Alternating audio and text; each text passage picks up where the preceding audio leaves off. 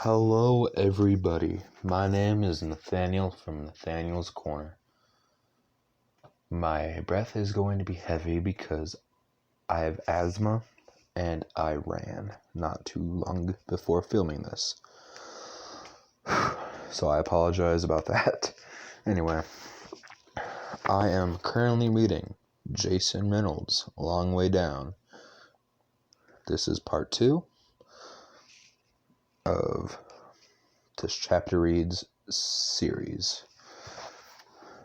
I'm on page 52. This is part 2. I'm sorry about the giant delay.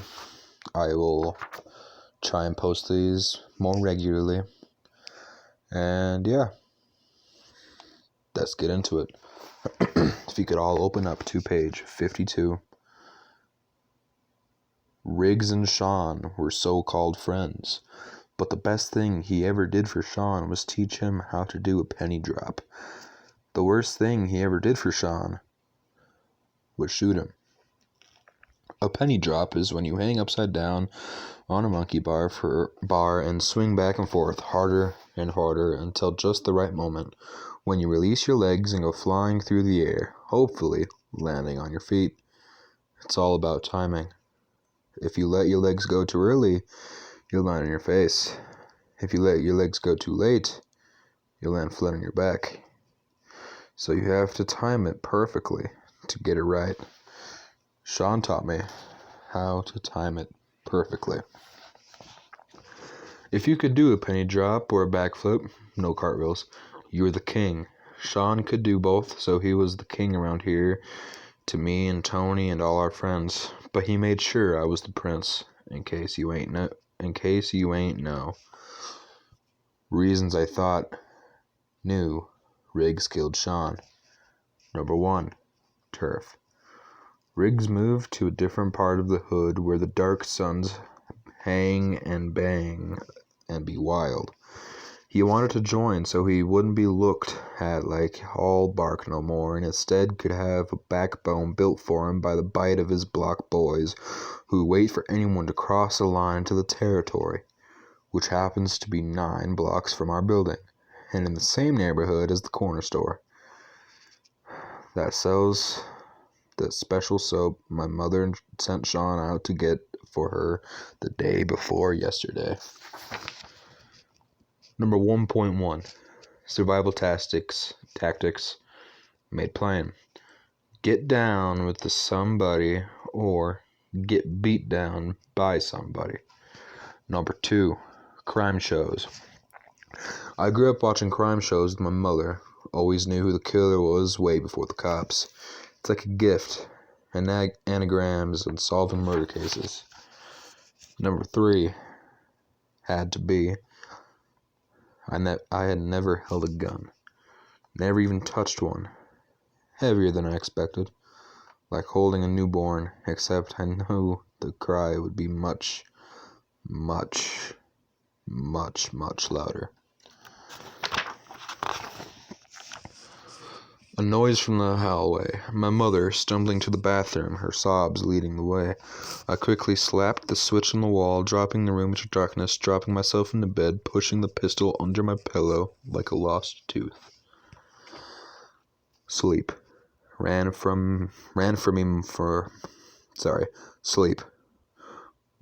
me for what seemed like forever, hid from me like I used to hide from Sean, before finally peeking out from behind pain.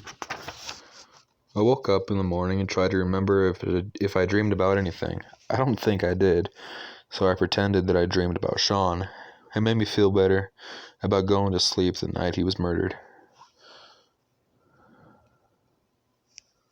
Okay, good. Sorry, out of the corner of my eye, I thought my phone had a notification pop up. I'm gonna quickly turn off my Wi-Fi so that doesn't bother me. Okay, get rid of that. Okay. Now we can continue. Sorry. Page 63. But I also felt guilty for waking up, for breathing in, for stretching, yawning, and reaching. under the pillow. I wrapped my fingers around the grip, placing them over Sean's prints like little brother holding big brother's hand again, walking me to the store, teaching me how to do a penny drop. If you let go too early, you'll land on your face. If you let go too late, you'll land on your back. To land on your feet, you gotta time it just right.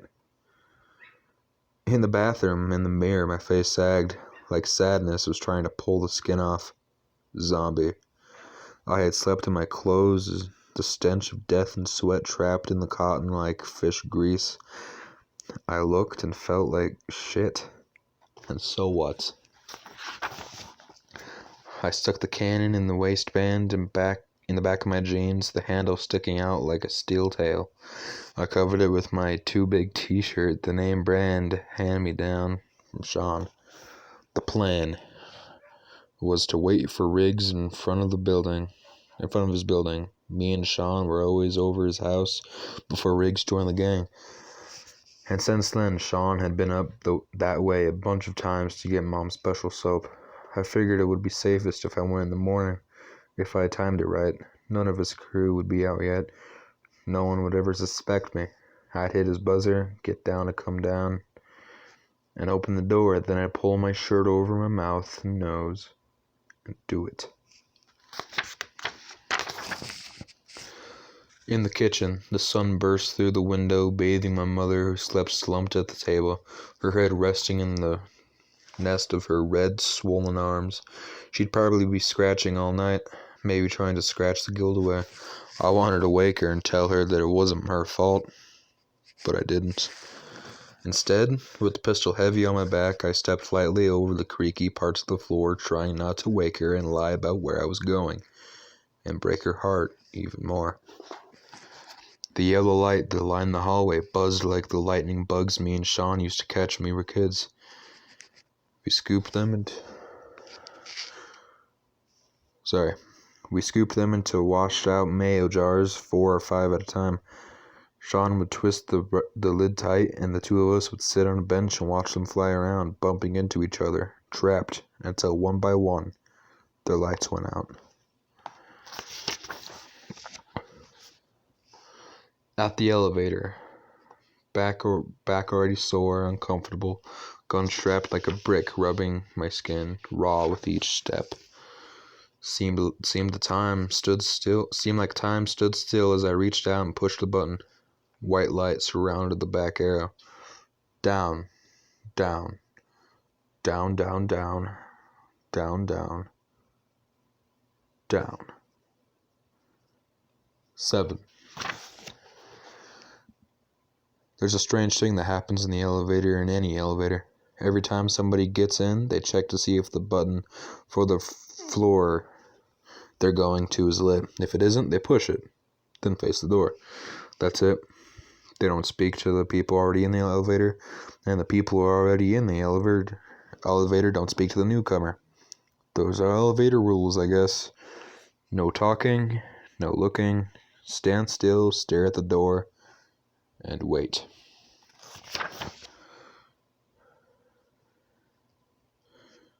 "9:08 a.m. A guy got in, definitely older than me, but not old, medium brown skin, slim, low haircut, pot on the side, no hair in his face, none at all, not even a mustache, gold links dangling around his neck like magic rope, checked to make sure the L button's lit, going down too. L stood for loser. When we were kids, so Sean and I would stand in an empty elevator and wait for somebody to get on and push L. And when they did, we would giggle because they were the loser and me and Sean were winners on a funny and victorious ride down to the lobby. I thought about this when the man with the gold chains got on and checked to see if the L button was already glowing. I wondered if he knew that in me and Sean's world, I'd already chosen to be a loser. It's uncomfortable when you feel like someone is looking at you, but only when you're not looking. I've seen girls waiting at the bus stop make men pitiful pieces of putty, curling backwards, stretching and straining every muscle just to get a glimpse of what Sean and a lot of men around here call the world. But there were no women on this elevator, so there were no worlds to be checking for. But he kept checking anyway, not knowing that if he kept checking anyway, he'd get a world of trouble. 9:08 a.m. "Do I know you?" I asked, irritated, freaked out. The man smiled, adjusted the chains around his neck, looked me straight in the eyes, dead in the face. "You don't recognize me?" he asked, his voice deep, familiar. I looked harder, squinted, trying to place his face. "Nah, not really," I said. He smiled wide. A jagged mouth, sharp and shark-like, then turned around so that I could see the back of his t-shirt. A silk-screened photo, him, squatting low, middle fingers in the air, and a smile made of triangles. "Rip, Buck, you'll be missed forever." My stomach jumped into my chest, or my chest fell into my stomach, or both. I knew him. Buck? I stumbled backward. Couldn't be. "Ain't that what it say?" he said, facing me. Couldn't be. It couldn't be. But I thought. I started. I thought. I thought. "You thought I was dead," he said. Straight up. Straight up. I rubbed my eyes over and over and over and over again. Tripping. Never smoked or nothing like that. Don't know high life. Don't know bad trips. Don't know dead men. Supposed to be talking to me, though. "Yeah, I did," I said, hoping he would come back with "I'm not dead," or "I faked my death," or something like that. Or maybe I'd wake up, sit straight up in bed, the gun still tucked under my pillow, my mother still asleep at the kitchen table. A dream. Buck looked at me, noticing my panic, softly said, "I am." I did all the wake-up tricks, pinched the meat in my armpit, slapped myself in the face, even tried to blink myself awake. Blink, blink, blink. But, Buck, I know what you're thinking, that I was scared of death. But no need to be afraid. I had known Buck since I was a kid, the only big brother Sean had ever had. Sean knew Buck better than I did, knew Buck longer than we'd known our dad. I take it back. I was scared. What if he had come to get me, to take me with him? What if he had come to catch my breath? Anagram number 1. Alive, a veil. Catching my breath, I asked. "So why are you here?" I wiped the corners of my mouth, thought, "Please don't say you've come to take me. Please don't say I'm dead. Please." "Actually," he said, doing the bus stop lean back again, "I came to check on my gun." No response. Then finally, in an almost whisper, he added, "Your tail was showing." I put my hand behind my back, felt the imprint of the piece, like another piece of me. An extra vertebra, some more backbone. Thought about moving it to the front, but Sean used to always say dogs, even snarling ones, tuck their tails between their legs. A sign of fear, a signal of bluff. "I remember when I gave that thing to Sean," Buck said. "He was around your age, told him he could hold it for me. Taught him how to use it too. Taught him the rules. Made him promise to put it somewhere he couldn't get it." And I replied with as much tough in my voice as I could. "But I got it. And I'm glad I found it because I'm gonna need it," I explained. "Sean's dead now. No need to tiptoe around it. Plus, I figured Buck already knew. Figured dead. No dead stuff. Damn. Dumb thing to think. Happened last night. Followed him from the store. Caught him slipping. Gave him to the chest right outside the building. Gave him 2 in the chest right outside the building. I said, anger sour in the back of my throat. But I know it was the Dark Suns. Rigs in them. Had to be. Buck folded his arms. I see, he said, shaking his head, his mouth fading into frown. So what are you about to do? My eyes turned to razor blades. I'm about to do what I gotta do. What you would have done. I squared. Follow the rules. The elevator rumbled and vibrated and knocked around like the middle drawer, like something off track. It scared the hell out of me. What's taking the stupid thing so long? I asked, pounding the door as hard as my heart was pounding inside me.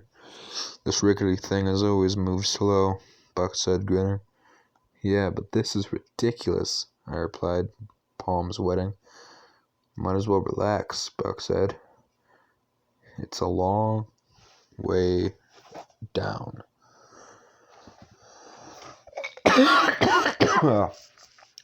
Sorry. I had a frog in my throat. Page 98. I'm gonna be doing this page and the next page, and then I'm gonna be done with this video. With part 2 of Long Way Down. Because yeah. Let me just get this out of the way. Page 98. Maybe you didn't hear me, or didn't take me seriously.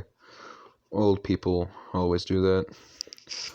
Always try to act like what I'm saying ain't true. Always try to act like I'm not for real. But I was for real. So, for real. Relax, I snapped. Relax? I ain't got time to relax. I got work to do, a job to do, business to handle, I said, feeling myself, my macho between my shaky legs, masking my jumpy heart. Okay. I'm going to end it here. That was part 2 of Long Way Down by Jason Reynolds. And I will be uploading this more frequently now. I just lost motivation a while ago. And yeah, I hope that this will help you guys with your work like it did last time. And yeah, I'm going to try and make chapter reads a weekly thing, but I don't know. Yeah.